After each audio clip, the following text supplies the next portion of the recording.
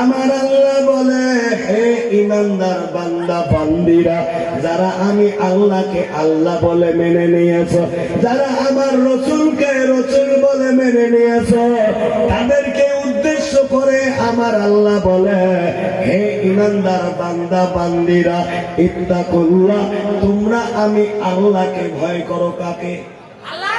হয় না? আল্লাহর নাম করলে কি পাপ হবে? কাকে ভয় করব? আল্লাহকে ভয় করো। কেমন ভয় করব? আল্লাহ বলে দিলেন, হাক্কা তুকাতিহি, ভয় করার মতো ভয় করো। কেমন ভয়? ভয় করার মতো ভয় করো। আমরা যারা এখানে বসে ওয়াজ শুনতেছি বাবা, আমরা কি আল্লাহকে ভয় করি? করি। কারা কারা করে হাত তুলি দেখাই? সবাই মারহাবা। আর একটু এগিয়ে যাই, আল্লাহকে ভয় করে যারা সুদ খেতে পারে না। হয় না? হয় না? যাই করবে না, মনে করবেন উঠে থেকে। আল্লাহকে ভয় করে যারা সুদ খেতে পারে না। গ্রামত সুদ করে আসে না নাই? এই জায়গাতে আসে না নাই? জাহিদিনের ভাইবেন দেখে দেওয়া যাবে না। দেখে যদি দেয় এমন ডাঙা ডাঙি বাড়াবাড়ি লাগবে, রাত পোহায়া যাবে, তবু মীমাংসা করা যাবে। আল্লাহকে ভয় করে যারা ঘুষ দিতে পারে না, তারা আল্লাহকে ভয় করে যারা আল্লাহর প্রধান হুকুম নামাজকে ছেড়ে দিতে পারে না, তারা কত বেনামাজি আছে না নাই? আছে না নাই? ব্যস্ত বেশি করা হয়েছে, ব্যস্ত একটু কম দিয়ে হলে না। বেনামাজি আছে না নাই? খালি কি আছে? ঘরে ঘরে। ঠিক নেবে? ঠিক। বাপ যদি পড়ে, বেটা পড়ে না। বেটা যদি পড়ে, বৌমা পড়ে না। বৌমা যদি পড়ে, শাশুড়ি আম্মা পড়ে না। ভুল বললাম? কিন্তু বেচরার বেটা 80 বছর বয়স, পাঁচারেতে উঠি তাহাজ্জুদ পড়ে, দোয়া করে, রব্বানা যালামনা। আল্লাহ কয়, যত দোয়া কর তোর দোয়া কবুল হবে না। কেন? তুমি কি জানো না? আমি কোরআনে করে দিয়েছি ঘোষণা, কু আনফুসাকুম ওয়া আহলিকুম নারা। চিল্লায়া কোন সুবহানাল্লাহ। নিজে শুধু জাহান্নামের অগ্নি থেকে বাঁচলে হবে না, আহলে আয়াল পরিয়াল বর্গকে বাঁচাতে হবে কি হবে না? যেরকম হবে কি হবে না?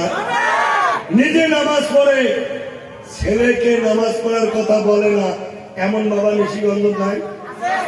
যদি কোন ভাই কেন বলো না? কয় ডিজিটাল যুগ, বাবমার কথা ছেলে সন্তান শোনে না।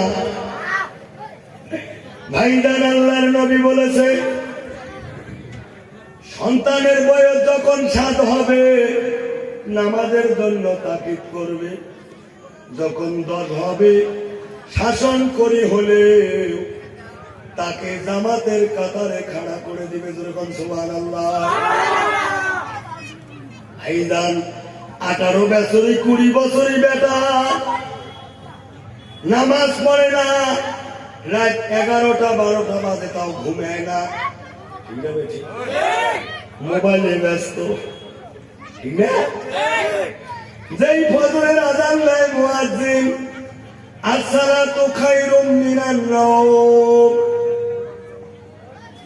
লেপটানি মাথা ঘুমড় দেয়, পা টানি বুকুত নেয়, সারা রাত বাবু 3.5 হাত।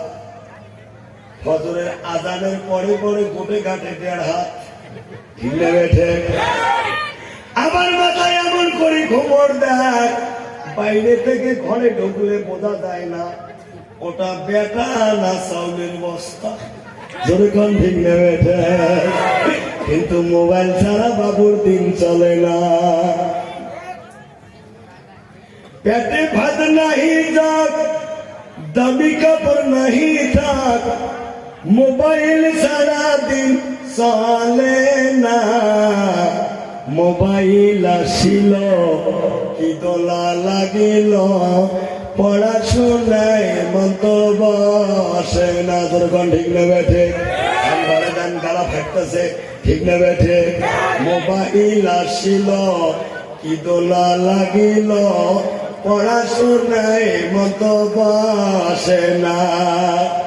পেটে ভাত নাহি থাক, দামি কাপড় নাহি থাক, মোবাইল ছাড়া দিন চলে না, মোবাইল আসিল কি দোলা লাগিল, পড়াশোনায় মন তো বসে না। যখন ঠিক না বেঠে?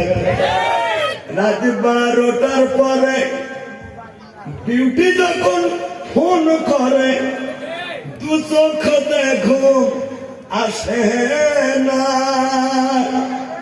সারা রাতি জাগিয়া ফোনে চেট করিয়া ফজরের আগে ঘুম তো ভাঙ্গে না, মোবাইল আসিল কি দোলা লাগিল, পড়াশোনায় মন তো বসে না। যখন ঠিক না বেঠে?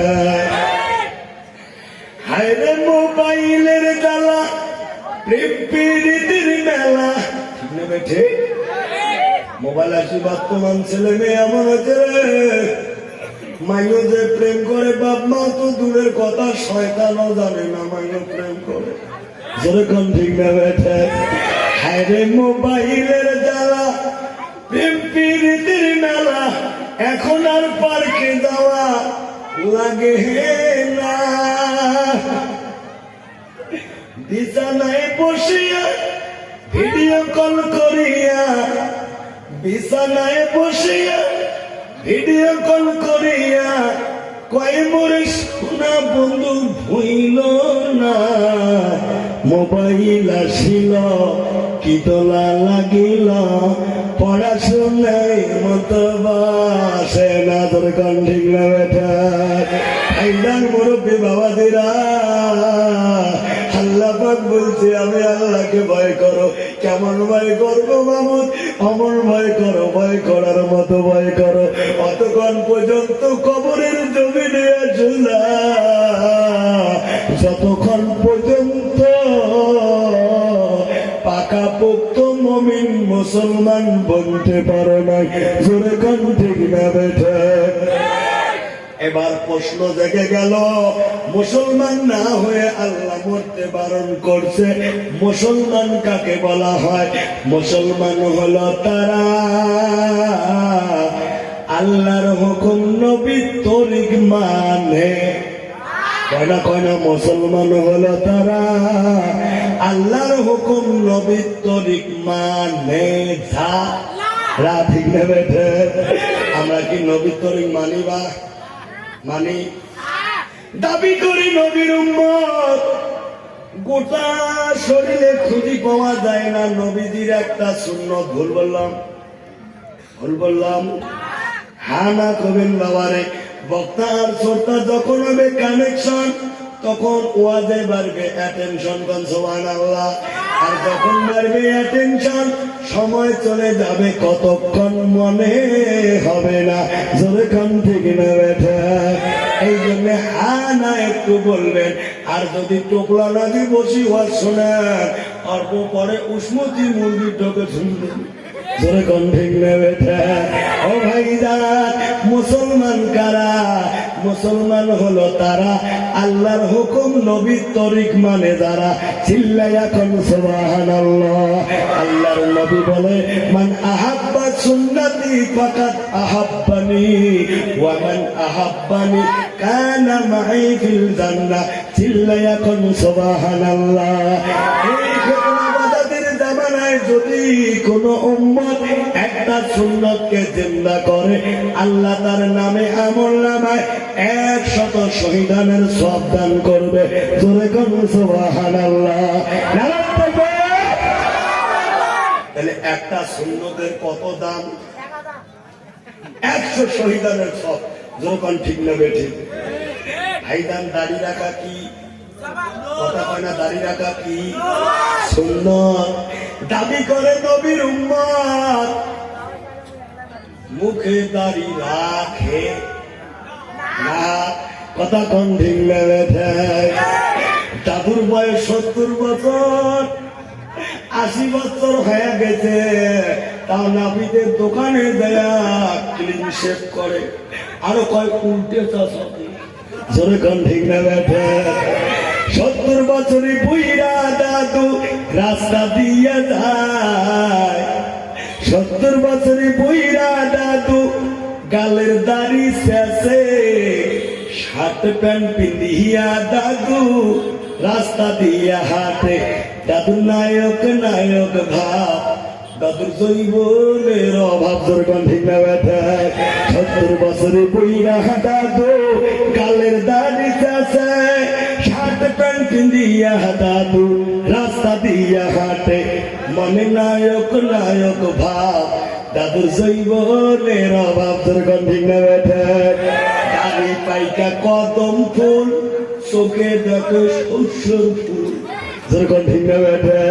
দাড়ি পাইকা কদম ফুল, চোখে দেখে শস্যর ফুল, তবু নায়ক নায়ক ভাব, দাদুর জৈবনের অভাব জোরগান ঠিক না ব্যথা। ও ভাইজান মুরব্বী বাবাজিরা, ও পর্দার আড়ালের আম্মা জানেরা, আপনাদের সম্বন্ধে ওয়াজ করব, তবে আজকে সময় স্বল্প, কোন দিকে আলোচনা করতে যাই নিজেই স্থির করতে পারতাছি না। তবে যতক্ষণ বলবো রে শোনা, গভীর মনোযোগ দিয়ে শুনবেন। আমি বক্তব্যর শুরু প্রথম আয়াত যেটা পাঠ করেছি, আল্লাহ বলছে আমাকে ভয় করো, ভয় করার মতো ভয় করো, অতক্ষণ পর্যন্ত মৃত্যুবরণ করো না, যতক্ষণ পর্যন্ত পাকাপোক্ত মুমিন মুসলমান হতে পারো নাই। চিল্লাইয়া কোন সুবহানাল্লাহ, নারে তাকবীর। দ্বিতীয় যে আয়াতটা পাঠ করেছি বাবা, মিনহা খলাকনাকুম, পারেন না সবাই পড়ো, মিনহা খলাকনাকুম ওয়া ফিহা নুঈদুকুম ওয়া মিনহা নুখরিজুকুম তারাতান উখরা। কন্ত বাবা এই আয়াতটা কখন পাঠ করি? মাটি দেওয়ার টাইমে। অনেকে বলতে পারে হুজুর এটা না মাটি দেওয়া দোয়া, নেমেছে এখানে তো আমরা সবাই জিন্দা মানুষ, আপনি কেন মুর্দা মানুষকে মাটি দেওয়া দোয়া বলেন? নেমেছে যারা ভেবে নিয়েছো এটা মাটি দেওয়া দোয়া, ভুল ধারণা। শুধু মাটি দেওয়া দোয়া না, এই আয়াতের মাধ্যমে আল্লাহ জীবিত মানুষগুলোকে সতর্ক বার্তা একটা মেসেজ পাঠিয়ে দিয়েছে। জোরে বলেন সুবহানাল্লাহ। মেসেজটা কি? জন্মিলে মরিতে হবে, এই তো নিয়ম খোদার দুনিয়া। আসিস একা যাইবা একা, সঙ্গে কেউ তো যাবার নজর ঠিক না বেঠা। জন্মিলে মরিতে হবে, এই তো নিয়ম খোদার দুনিয়া।